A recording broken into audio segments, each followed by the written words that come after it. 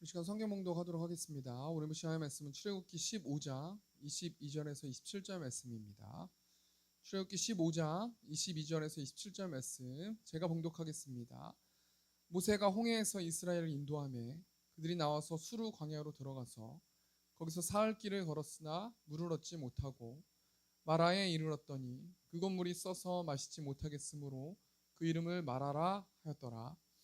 백성이 모세에게 원망하여 이르되 우리가 무엇을 마실까 하매 모세가 여호와께 부르짖었더니 여호와께서 그에게 한 나무를 가리키시니 그가 물에 던지니 물이 달게 되었더라. 거기서 여호와께서 그들을 위하여 법도와 율례를 정하시고 그들을 시험하실세 이르시되 너희가 너희 하나님 나 여호와의 말을 들어 순종하고 내가 보기에 의를 행하며 내 계명에 귀를 기울이며 내 모든 규례를 지키면 내가 애굽 사람에게 내린 모든 질병 중 하나도 너희에게 내리지 아니하리니 나는 너희를 치료하는 여호와임이라. 그들이 엘림에 이르니 거기에 물샘 10돌과 종려나무 70그루가 있는지라. 거기서 그들이 그 물 곁에 장막을 치니라. 아멘. 우리 출애굽기 15장 22절에서 27절 말씀 가지고 마라 앞에서라는 제목을 가지고 하나님 말씀 나누도록 하겠습니다. 우리가 계속해서 광야의 백성들이라는 주제를 가지고 말씀을 나누고 있는데요. 이런 백성들이라는 것은 어떤 뜻을 가지고 있냐면 아브라함의 후손들, 이스라엘 백성들, 그 이스라엘 백성들이 세상이라는 광야에서 탈출해서 가나안 땅으로 가는 여정, 또 예수를 주라고 시인하는 저와 우리 성도들이 그 아브라함의 후손이고 또 이스라엘 백성들의 후손이고 영적으로는 하나님의 자녀들이다라고 생각해 볼 수 있는 것입니다. 그 백성들이 지금 어디에 있는 거냐면 광야라는 곳에 있는데요. 그럼 광야가 어떤 곳이라고 제가 말씀드렸습니까? 우리 민수기 20장 5절 보니까 너희가 어찌하여 우리를 애굽에서 나오게 하여 이 나쁜 곳으로 인도하겠느냐. 이곳에는 파종할 곳이 없고 무화과도 없고 포도도 없고 석류도 없고 마실 물도 없도다. 그러면 광야라는 곳은요 그냥 허허벌판인데 그곳에는 낮에는 굉장히 덥고 밤에는 굉장히 추운 일교차가 굉장히 심한 곳이 광야라는 곳인데 이 광야라는 곳이 어떤 곳이냐면 한마디로 말해서 풍족한 것이 없는 것이에요. 결핍이 있는 곳이 광야라는 거예요. 하나님께서 이스라엘 백성들, 하나님의 자녀들, 예수님을 주라고 시인하는 우리 성도들을 4주 동안 광야에 몰아 넣으실 거다라고 말씀해 주시는 것입니다. 하나님께서 왜 우리를 광야에 넣으시는가? 그것은 한마디로 말하면 하나님을 원망하는 그 마음을 없애게 하기 위해서, 훈련하시기 위해서, 연단하시기 위해서 강력한 하나님의 자녀들인 하나님의 군사들을 만들기 위해서 하나님께서 광야로 몰아넣으실 것이다 라고 말씀해 주시는 것인데요. 우리가 오늘 본 말씀 통해서 하나님께서 우리에게 주시는 영적 교훈이 무엇인지 우리 세 가지만 좀 생각해 보기 원하는데, 첫 번째로 우리가 한번 생각해 볼게, 하나님께서 광야에 있는 자신의 백성들을 어디로 인도하시나는 겁니다. 우리 22절 말씀, 모세가 홍해에서 이스라엘을 인도하매 그들이 나와서 수르 광야로 들어가서 거기서 사흘 길을 걸었으나 물을 얻지 못하고, 첫 번째로 하나님께서 하나님의 자녀들 이스라엘 백성들을 어디로 몰아넣으시냐라고 생각해 봤을 때는 광야로 몰아넣으신다라는 거예요. 여러분 앞에 있는 사진 보면요 좀 작게 나오죠. 제가 눈이 좀 안 좋아서 앞에 보시면 이 고센이라는 곳에서 숲곳에서 지나서 저기 에담 광야로 들어가서 비하히롯이라는 곳에서 어떻게 됩니까? 거기서 홍해를 하나님께서 건너게 하시고, 그 다음에 하나님께서 그 강력한 하나님의 권능의 오른손으로 이스라엘 백성들을 애굽에 탈출시켜서 수많은 애굽 백성들을 수장시키신 이후에 모세가 노래를 하는데, 출애굽기 15장 2절 보니까 여호와는 나의 힘이요 노래시며 나의 구원이시로다. 그는 나의 하나님이시니 내가 그를 찬송할 것이요 내 아버지의 하나님이시니 내가 그를 높이리로다. 여러분 모세가 지금 어떻게 하나님을 찬양하고 예배하냐면 하나님은 나의 힘이신데 그 하나님이 여호와 하나님이시다라고 하나님을 높이고 찬양하는 거예요. 애굽이라는 세상에서 탈출해서 이제 가나안 땅으로 가는 여정, 하나님의 백성이 된 사람들이 자신의 구원의 기쁨을 노래하면서 찬양하는 것이 여호와는 나의 힘이십니다. 또 3절 말씀 보니까 여호와는 용사이십니다. 여호와는 전쟁에 능하신 하나님이십니다. 라고 막 말하면서 찬양하는 거 아니겠습니까? 또 11절 말씀 보니까 여호와여 신중의 주와 같은 자가 누구니까? 하나님은 모든 이 땅의 신들 중에 가장 진짜 신, 가장 탁월한 신이 하나님이십니다. 라고 막 찬양하고 노래하지 않습니까? 하나님은 왕이십니다. 라고 노래한다라는 거예요. 그리고 18절 말씀 보니까 여호와께서 영원 무궁하도록 우리를 다스리실 것입니다. 하나님은 나의 아버지시고 하나님께서는 우리를 인도하실 것입니다. 막 찬양하고 기뻐하고 춤을 추고 노래하는 장면이 홍해를 건넜을 때 그 장면 아니겠습니까? 그리고 홍해를 건너서 지금 22절 말씀 보면은 홍해에서 이스라엘을 인도함에 그들이 나와서 하나님께서 어느 곳으로 인도하셨습니까? 수르 광야라는 곳으로 인도하셨는데요. 사진 앞에 보시면요, 이 수르 광야라는 곳이 한마디로 그냥 이런 곳이에요. 뭐 풀이라도 좀 있긴 있는데 사진은 그냥 완전 사막이에요. 사막. 사막에 먼지만 날리는 곳, 그늘 하나 없는 뜨거운 곳, 사람이 살지 않는 쓸쓸한 곳, 밤에는 막 짐승이 울부짖는 곳. 그래서 하루하루 걱정하면서 자야 되는 곳이 광야라는 곳인데, 22절 말씀 보면 수르 광야라고 나오는데 숲 광야라고도 말하기도 하거든요. 여러분, 지금 이스라엘 백성들이 이 광야를 지나면서 3일 동안 물을 먹지 못하고 있는 것 아니겠습니까? 이스라엘 백성들의 상황을 계속해서 묵상해 보면요, 지금 이스라엘 백성들은 어디로 가야 되는지도 모르고요, 불기둥하고 구름기둥만 쫓아가고 있는 상황이에요.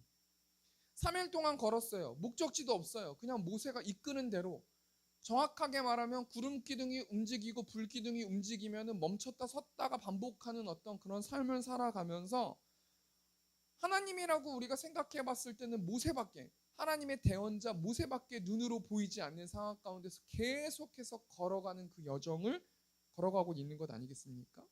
그리고 나서 오늘 본 말씀 보면 마라라는 곳이 나오는데요. 여러분, 마라라는 곳이 대충 이런 곳이라고 말해요. 굉장히 좋아 보이지 않습니까? 사막 같은 광야에서 지나서 마라라는 곳에 도착했어요. 와, 나무도 있구나. 나무가 있다라는 것은 뭐가 있다라는 거예요? 물이 있다라는 거 아니겠습니까?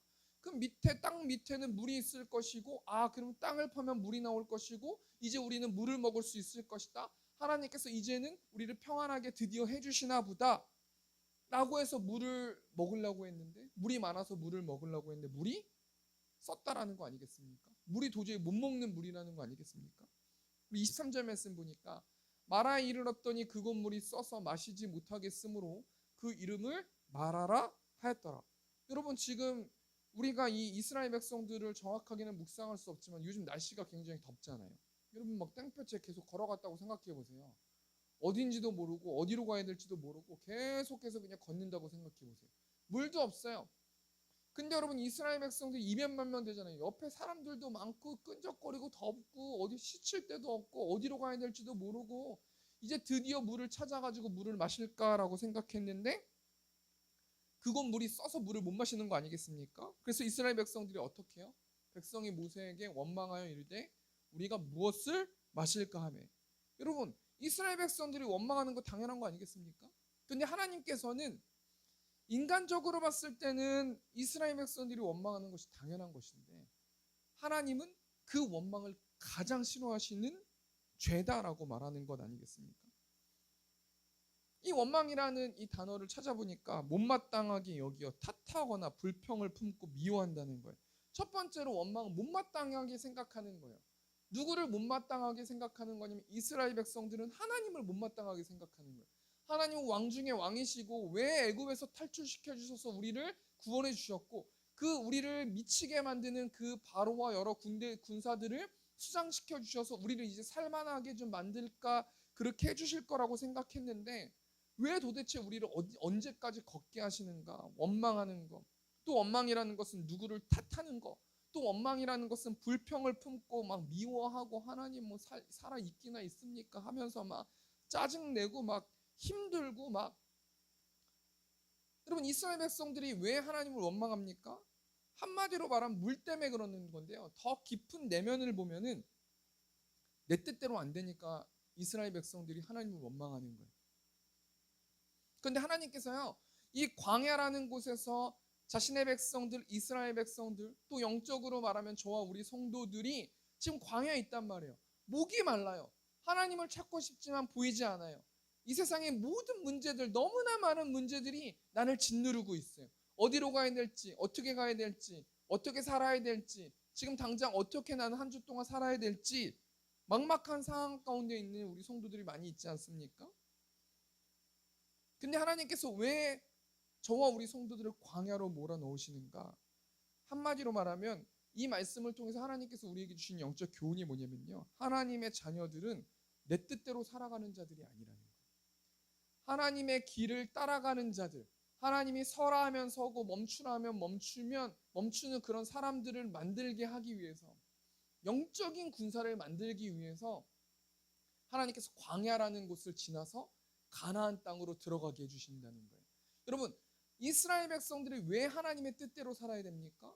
여러분, 이스라엘 백성들이 하나님이 약속하신 그 가나안 땅에 들어가는데, 그 가나안 땅에 딱 들어가면 이제 내 땅이다, 태극기 딱 꽂으면 내 땅이 되는 겁니까? 아니라는 거예요.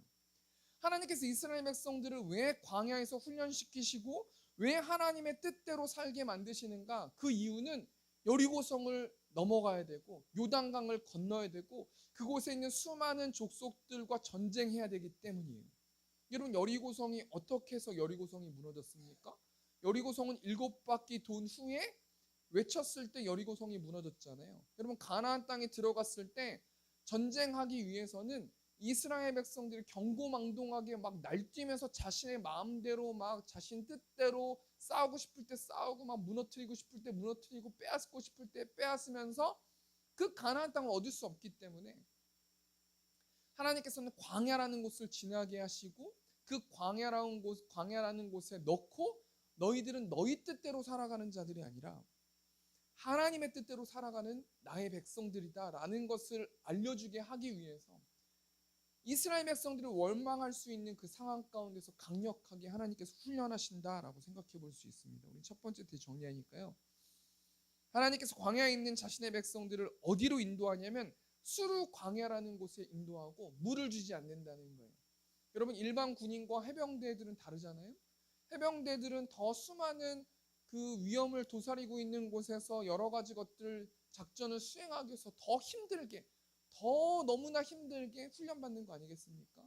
하나님께서 각자의 달란트대로 하나님께서 4주 동안 우리들을 훈련하시고 하나님의 뜻대로 살아가는 자들, 하나님의 말씀대로 살아가는 자들이 되게 하기 위해서 하나님께서 광야를 지나가게 하신다라고 생각해 볼 수 있는 것입니다. 우리 두 번째로 하나님께서 하나님을 원망하는 이스라엘 백성들에게 어떻게 해주시는가? 우리 하나님은 부모와 같은 분이세요. 아이들이 막 짜증낸다고 해가지고 계속해서 혼내기만 하십니까? 계속해서 질책만 하시는 분이 우리 하나님이세요? 아니라는 거예요.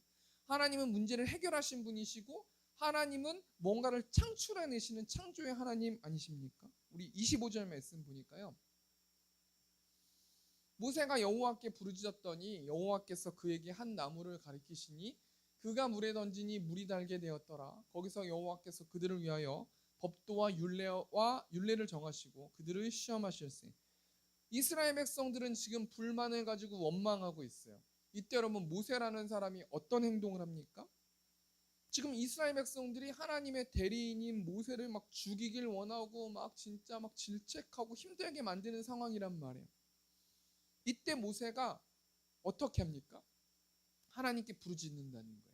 여러분, 하나님께 부르짖고 기도했을 때 그 문제가 해결되는 처음이 된다라는 것을 우리가 생각해 볼 수 있는 것입니다. 여러분, 모세라는 사람이 하나님께 부르짖었다라는 것은 모세라는 사람은 이스라엘 백성들의 불평을 바라보고 있는 것이 아니라, 여러분, 모세는 뭐 물 먹고 있습니까? 아니요, 모세도 목이 마려워요. 그런데 여러분, 모세는 물을 바라보지 않고 불평을 갖고 원망하는 이스라엘 백성들을 바라보지 않고 하나님을 바라보길 원했기 때문에, 자신의 힘으로 아무것도 할 수 없는 것이었기 때문에 모세는 여호와께 부르짖었다라고 생각해 볼 수 있어요.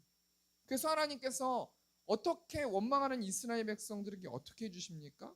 한 나무를 가리키게 하시는 거예요. 우리 22절 보니까 여호와께서 그에게 한 나무를 가리키시니 그가 물에 던지니 물이 달게 되었더라. 여러분 우리가 생각했을 때는 여호와라는 단어는 전능하신 하나님이시잖아요. 전능하신 하나님이신데 왜 우리한테 물을 못 먹게 하느냐? 왜 물이 쓰게 만드느냐? 왜 날씨를 덥게 만드느냐? 우리는 하나님의 자녀인데 왜 이렇게 하느냐? 여호와가 진짜 맞냐? 전능하신 하나님이 맞느냐? 불평할 수 있어요. 근데 여호와 하나님, 전능하신 하나님께서는 어떻게 했을 때 일하신다라는 겁니까? 부르짖었을 때, 기도했을 때 하나님께서는 일하신다는 거예요. 이 기도했다라는 것은 나의 모든 결핍을 하나님께 올려드려서 모든 주권을 하나님께 드리는 거예요. 여러분 등록금이 없을 때 내가 막 애들이 막 학비 없다고 해서 막 걱정합니까? 부모한테 그냥 얘기하는 거 아니겠어요? 그러면 그 고민이 아이들의 고민이 아니라 부모의 고민이 되잖아요. 그런 것처럼 기도라는 거는 하나님 우리가 물이 없습니다. 물이 없습니다. 물을 주십시오라고 기도한다라는 것은 모든 어떤 그런 문제들을 하나님께 올려드린다라는 거예요. 그랬더니 하나님께서 여호와 하나님 전능하신 하나님께서 한 나무를 가리키시고 그 나무를 물에 던지게 하신다는 거예요. 그러니까 어떻게 됐다라는 거예요? 물이 달게 되었더라. 여호와께서 그에게 한 나무를 가리키시니 그가 물에 던지니 물이 달게 되었더라. 여러분 하나님께서는 전능하신 하나님이신데 모든 것들을 다 자신의 주권으로 행동하신 게 아니라요. 모세의 믿음을 보셨다라는 거 아니겠습니까? 한 나무를 가리키기만 하셨어요. 너 이거 던져. 그럼 해결돼. 그럼 모세가 좀 더워 죽겠는데 목말라 죽겠는데 그 나무가 뭔지도 모르고 어떤 재질인지도 모르고 그 나무가 뭔지도 모르는데 물에 던진다고 했을 때 이게 만약에 물에 던졌는데 그 기적이 안 일어나면 맞아 죽는 거 아니겠습니까? 이런 상황 가운데서 하나님께서 전능하신 하나님께서 모세의 믿음을 보시고 모세는 하나님의 말씀을 신뢰하고 그 나무를 던졌다라는 거예요. 여러분 한마디로 말해서 이 나무가 무엇을 가리킵니까? 예수님을 예표하는 거 아니겠습니까? 요한복음 14장 27절 보니까 평안을 너희에게 끼치노니 곧 나의 평안을 너희에게 주노라. 내가 너희에게 주는 것은 세상이 주는 것과 같지 아니하니라. 너희는 마음에 근심하지도 말고 두려워하지도 말라. 여러분 하나님께서 이 말씀을 통해서 우리에게 주신 영적 교훈이 뭐냐면 예수님만이 우리에게 평안을 주실 수 있는 분이시라는 거예요.